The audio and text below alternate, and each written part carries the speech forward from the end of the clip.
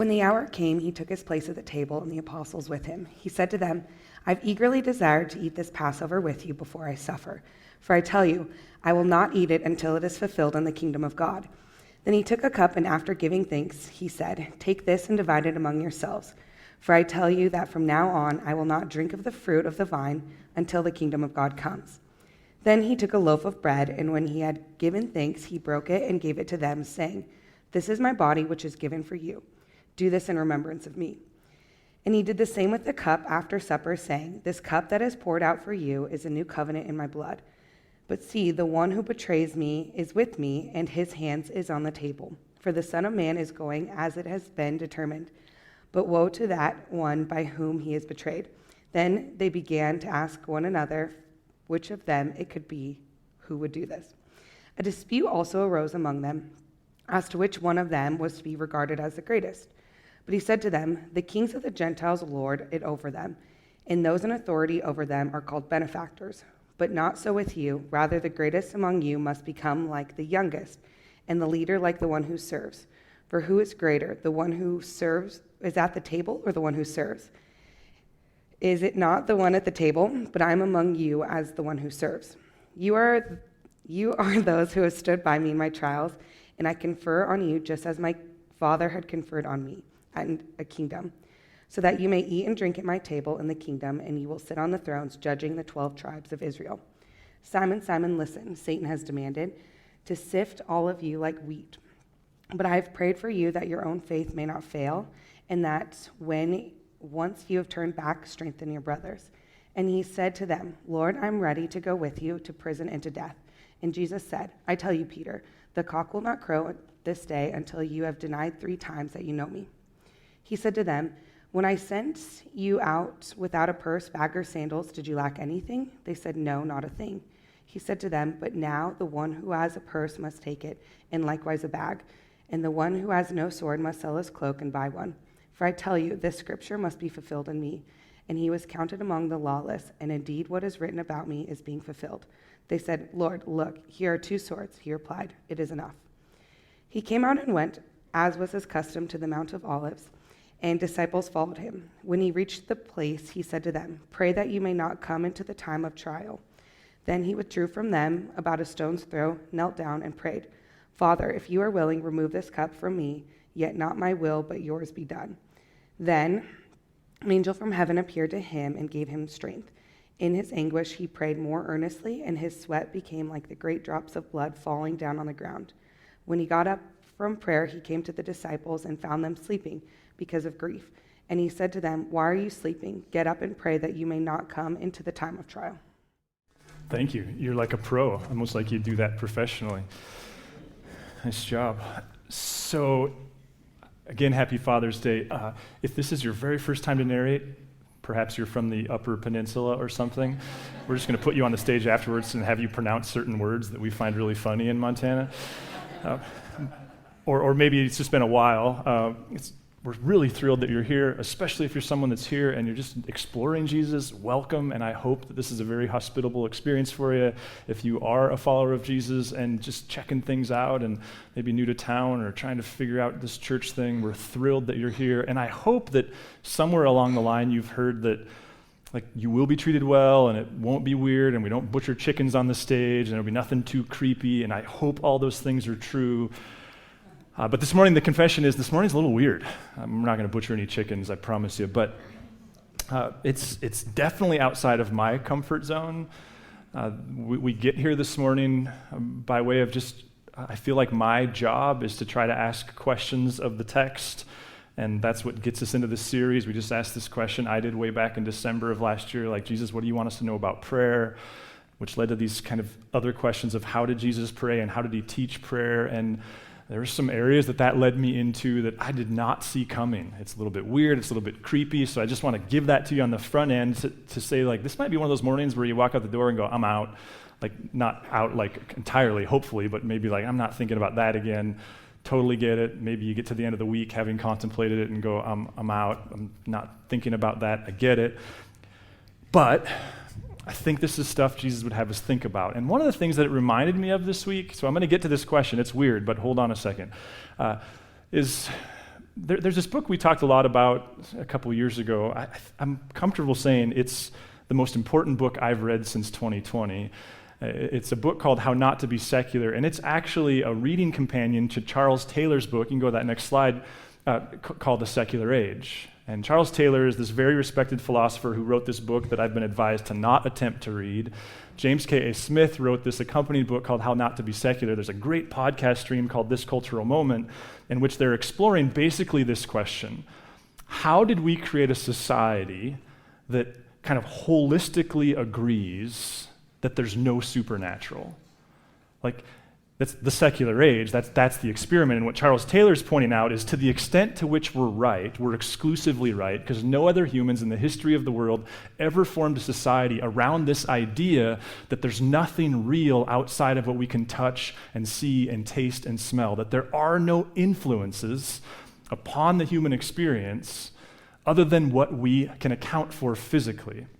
And what Charles Taylor says is the question we all have to ask in this cultural moment is, do we live in what he calls an enchanted world? In other words, do we live in a world where there are variables and factors, for those of you with math brains, that we can't tangibly touch, see, or at times even break down and explain? And that's the cultural moment. Like that, we've built a society saying that there isn't an enchanted world. In fact, Charles Taylor says the suggestion is that we live in a world with a bronze ceiling, and sometimes we allow that there's a skylight, but that's about as close as it gets. I was reminded of that this week. In fact, I was reminded, I need to go read that book again because it's so good and so paradigm shifting. Because I think the question that I want to ask this morning, it kind of touches on all that. And I know it's Father's Day, and I am going to bring this around to Father's Day, but you're just going to have to trust me.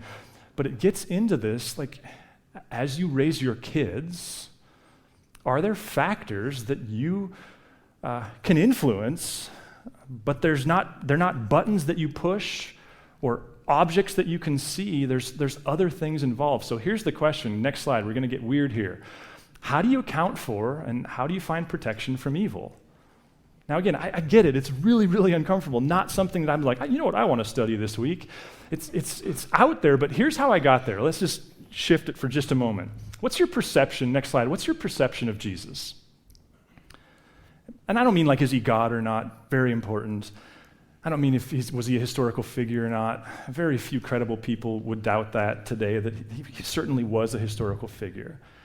I mean, if you went camping for a weekend with him, which means I'm out because I don't like that.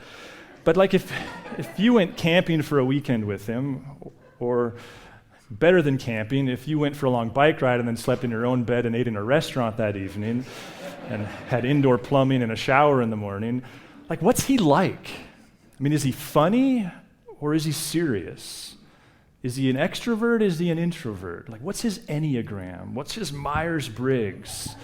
Like how loose-hearted is he? And I'm using present tense language because to whatever he was, he still is, because he's still in human form in this other place.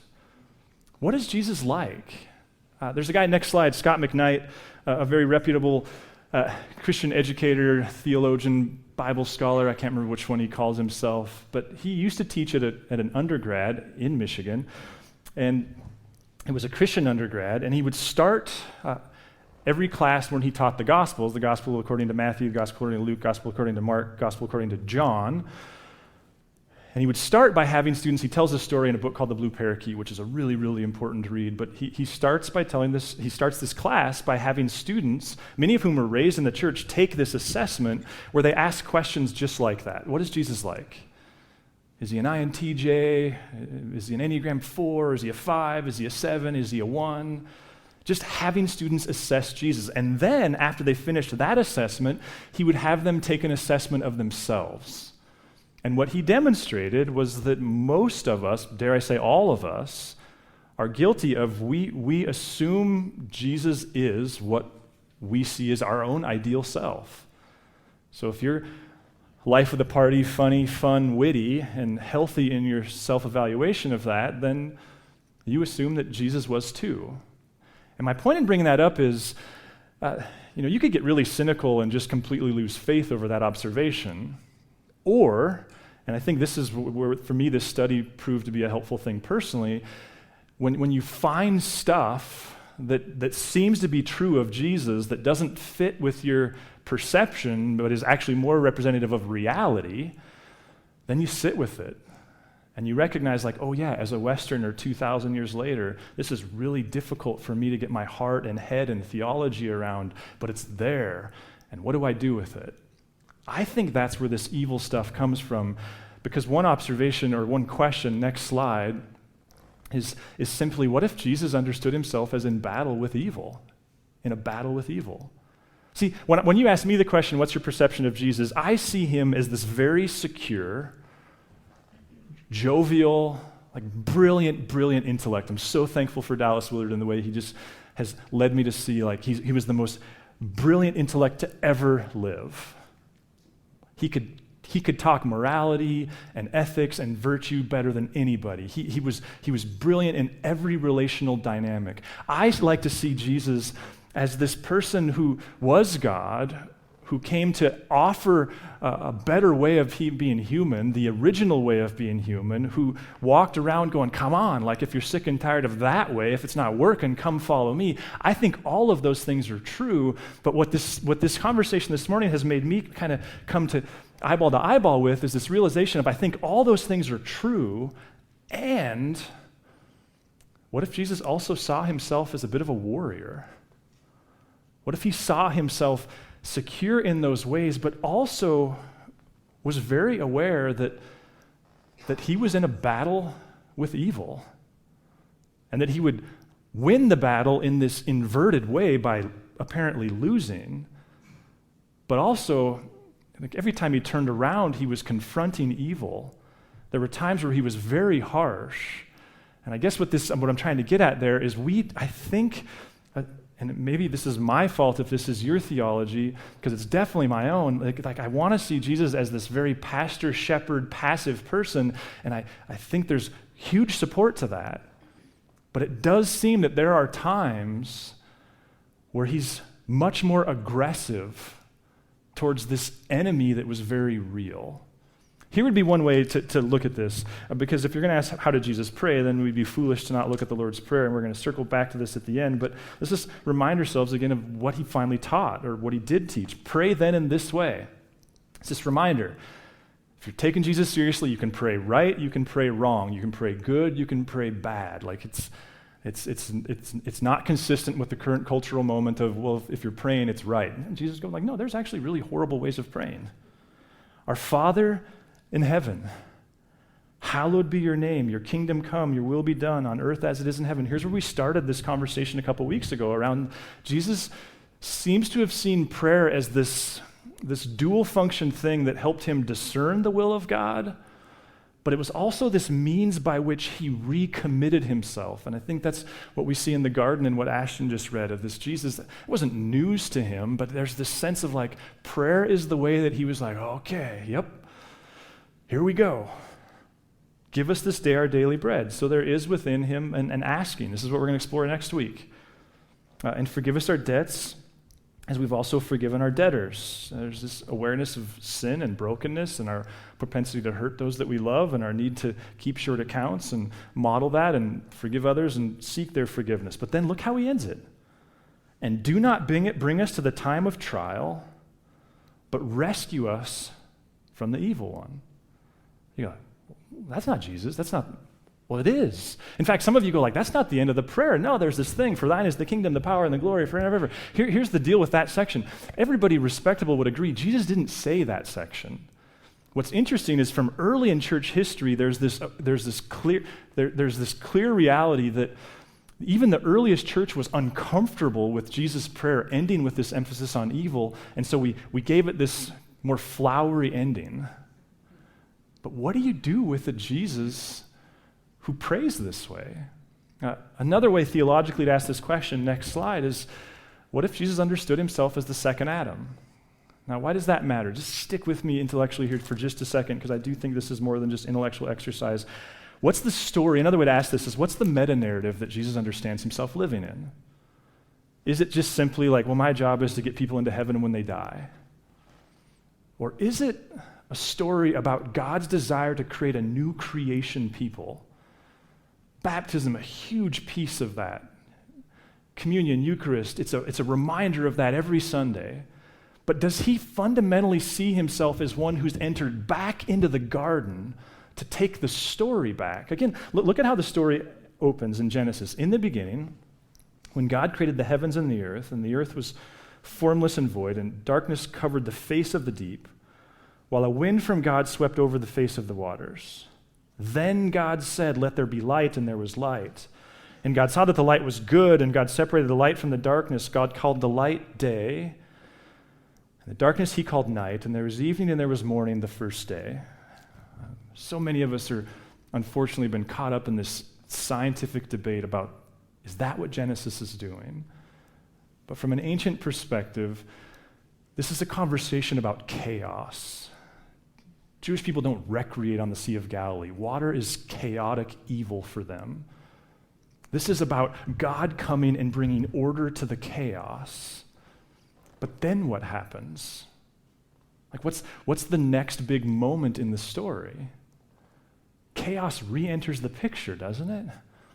Through this serpent that we have no idea where it came from, and its ability to manipulate Adam and Eve, the evil that was appeared to be easily accessed inside of them, chaos enters back into the story. You've probably heard of Jordan Peterson. Next slide. I'm just barely familiar with him, but I read recently where he makes this statement, lies corrupt the world. And the picture, as I was reading him saying this, is this idea that, it reminded me actually many years ago, I got to help with one of my cousin's weddings, and there was all kinds of festivities and things involved, which is great, whatever. But when it was over, we went outside, and they had this box. I'd never seen this before, and I learned that in the box were a couple homing pigeons. Well, they call them doves, but they're essentially homing pigeons. And the idea was we're going to crack open the lid, and the doves are going to fly up into the air, and they're going to circle around. And then once they figure out where home is, they're going to head off, and it's going to be this beautiful metaphor of marriage. And it worked out, except for nobody accounted for the fact that they'd been in this box for hours and hadn't used the restroom recently. And so when they came up out of the box, they just started dropping bombs on the people. It was chaotic. I think that's what Jordan Peterson, that's the image that came in my head, is that we like to think that morality is personal, that it's private, but kind of is the inverse of that kind of cliche butterfly flaps its wings in Brazil thing, that personal morality has this ripple effect into the world. And what we see in this story is that very thing, that chaos was taking over God's creation, and the question becomes, what if Jesus is here to undo it? I was with the staff, we went to this conference or watched it online recently that I've been a part of for years, and there was this one, you think it hasn't gotten weird yet, there was this exorcist priest there who actually, it was funny because he started his talk by saying, "I love Protestant conferences," and then he laughed and he said, "How do you guys choose what to wear?" Kind of got it, because they got the same apparel. Anyway, he said this, next slide. Every decision, he said, is a moral decision. Remember, he's talking about demonic possession. Every decision is a moral possession. Pick what brings you closer to God and avoid what leads you further away. What if Jesus saw himself as a second Adam, one in battle with evil, who wasn't trivializing its role in the world, and he was here to confront it? Next slide. Actually, John 17. Let's just go to that one, Holly. In John 17:15, just again to point out, it's there, but it's so easily looked past because it's not a part of our perception. I'm not asking you, he's praying to the Father here, I'm not asking you to take them out of the world, but I ask you to protect them from the evil one. What do you do with a Jesus who has to pray for his loved one's protection from evil? And what if for Jesus, prayer was a major means, next slide, of doing that battle? Now, I get this gets really weird really fast, and so many of you have been hurt by that, so let's just name it. C.S. Lewis, in the opening to Screwtape Letters, I think this seminal work on this issue, he says this very important thing where he says there's two equal and opposite errors people can make in their attitude towards evil. One is to completely deny its existence, and the other is to take an unhealthy interest in it. So let's just allow, like there's ditches on both sides, and this is the kind of a thread the needle moment. But what if for Jesus, his praying towards evil wasn't just a charade? What if it was real?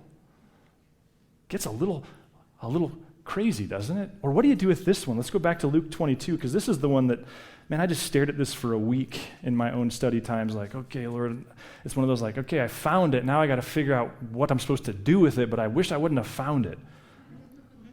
Luke 31, Simon, Simon, listen. Satan has demanded to sift all of you like wheat. The all there are the apostles.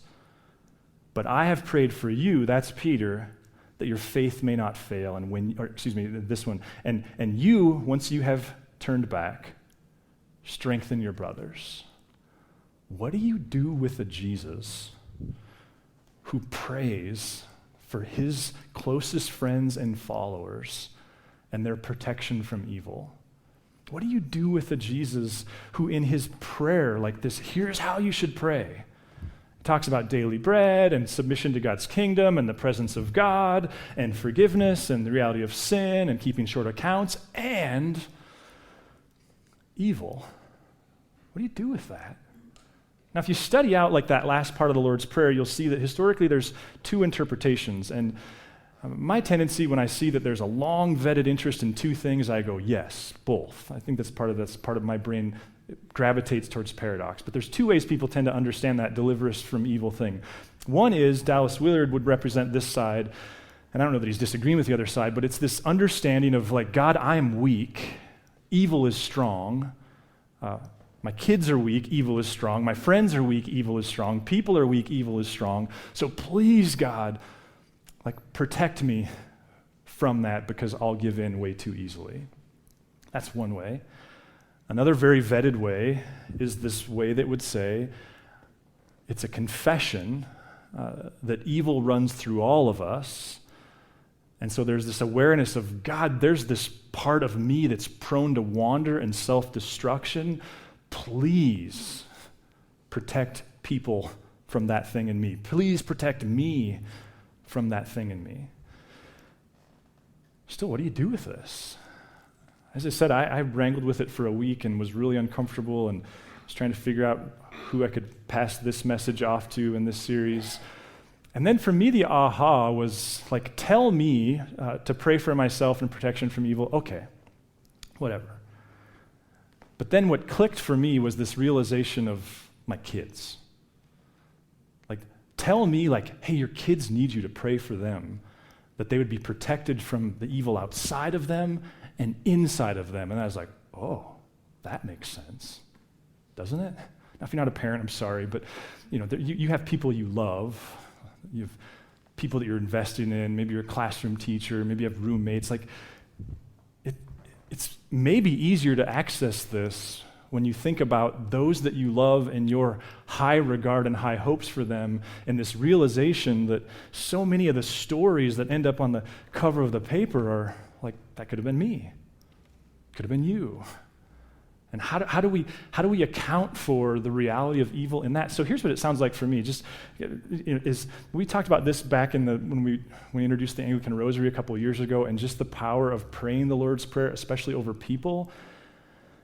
There's this, our Father in heaven, and when I think about that and praying for my kids, it's like, Lord, you're present, you're here, like heaven ends right here in that language. Help them know that you're present to them. I love the use of the word our there, like God, that they would at some point in their life fall in love with the faith family and want to do faith in community that way. Hallowed be your name. I mean, what a rescue as an athlete or anything else to go like, it's not about me, God, but it's about you. So God, I just pray that ultimately my kids would have this heart that they would magnify your name, your kingdom come, your will be done on earth as it is in heaven. I mean, we can all appreciate, God, that they would live this surrendered life where they discover that the gift of life is they can like give theirs to you and you can use it and they can find meaning in that. Give us this day our daily bread. God, would you provide for their needs and all the myriads of things that brings to the table, and forgive us our debts as we have forgiven our debtors. God, that they would develop a theology of sin and indebtedness to God and others, that they would keep short accounts, that they would learn to acknowledge fault and ask forgiveness. And then here we are. And do not bring us to the time of trial, but rescue us from the evil one. And I just find this really easy to pray over my kids. God, would you please protect them from themselves and the evil in them, from that which is outside of them? Would you just please provide that coverage? What do you do with a Jesus who, if you take his words at face value, would lead you to believe that his apostles' ability to walk out their faith had to do with his willingness to pray? Now, it's possible that you're someone in the room and you're like first-generation Christian in the most literal sense. My guess is you're the exception.